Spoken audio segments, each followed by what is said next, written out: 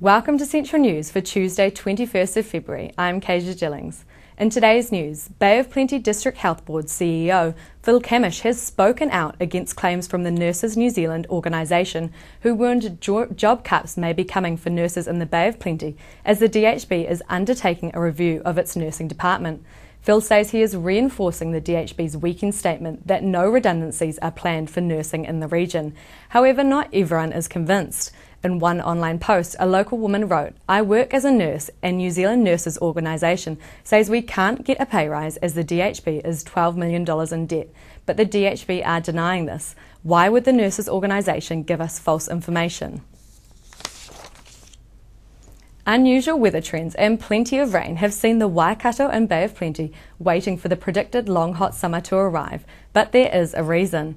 Local weather predictor Ken Ring doesn't believe in global warming but says different factors have contributed to this year's summer. I said that February would be dry and would start to heat up. That's actually what's starting to happen. You only actually had about 5 rain days in January, and you've had a couple of rain days in February so far, and the temperatures have been fairly warm. Like in Hawke's Bay, they got up to 30 a couple of weeks ago, but I think from tomorrow onwards, you're going to get about 3 weeks of mainly dry weather.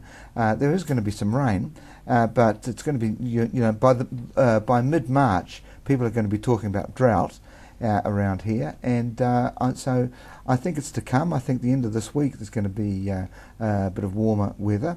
I think you're going to get some rain this weekend, and at the end of March it's going to be enough to be flooding, so people are going to be talking about that then. And then April there's going to be a wee bit of rain in the middle, and then at the end of April it's going to be flooding again. So really there's going to be flooding events that are going to be on everybody's mind in the months to come, but you are going to get some heat and dry. To follow more of Ken Ring's weather predictions, head to predictweather.co.nz. Along with its owner, Thornton Gallery has retired, but art lover and daughter Alex McPherson is determined to make her mother's business continue with a fresh new feel at Gallery Artisans.